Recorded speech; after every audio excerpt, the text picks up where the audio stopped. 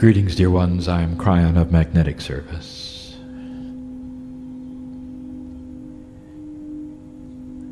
And it is no mystery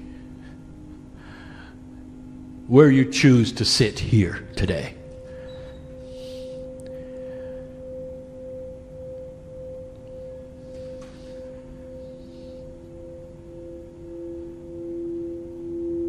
And if I could tell you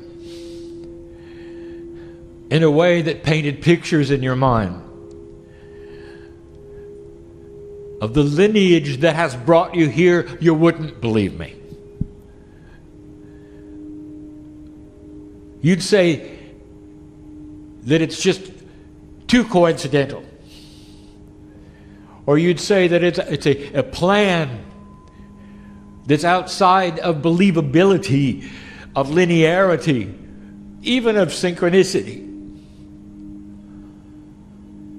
The Lemurians, after all of these years, would find their way back to here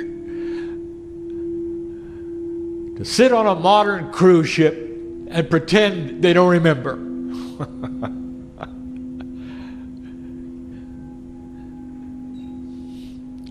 You can't. You're not built to. But all of these things are changing.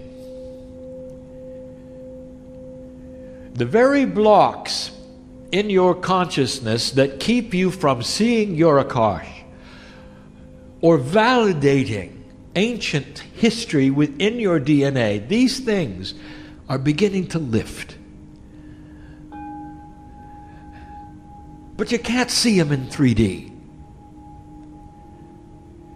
And so a film is not going to play to show you what happened to you.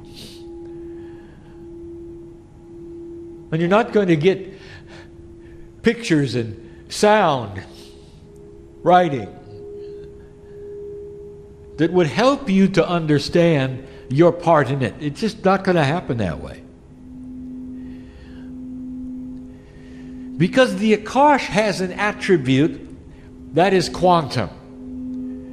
We use the word quantum just to say we have a multi-dimensional part of you, which is the record of you. And it will not play out the way you think it should. Even those who will read into your Akash cannot dig into the multi-dimensional parts. Past a certain point, they can see the history, the potential. They might even see the most important parts energetically of what you have accomplished, but they're not going to see what you can see. It's going to happen emotionally first. Mysteriously, the subconscious of your mind is controlled by more than the chemistry. It's an opening into a portal that is available in your DNA, which is multidimensional. For you disengage that which is your intellect when you're asleep. You're not actively blocking when you're asleep. And in certain kinds of sleep, multidimensionality can pop through and play the movie.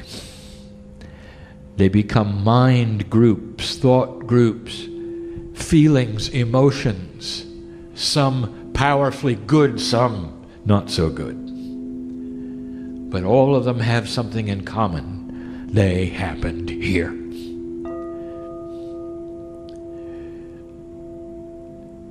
And so when you pick up your corporeal body and you walk onto the land, if you will allow it, some of these things start to come back.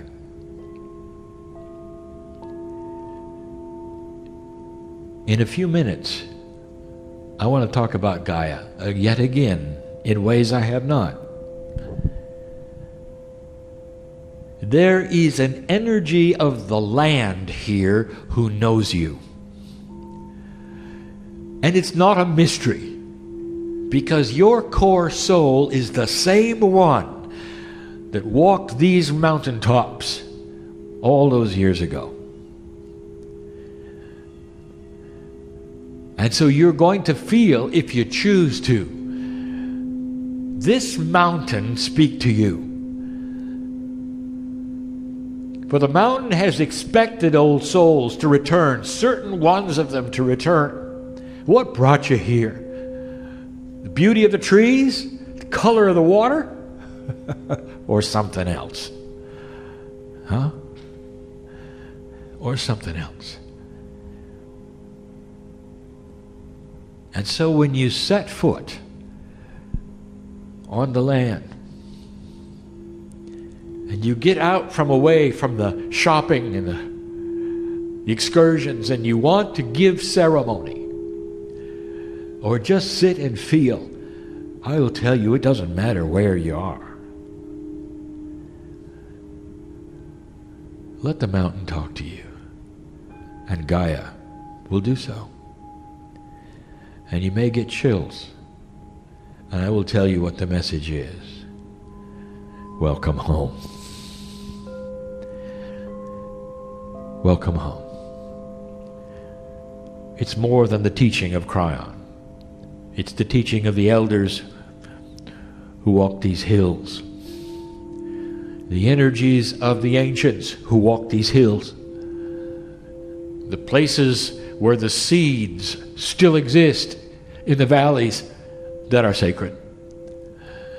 The energies that remain of the ones who visited you so long ago.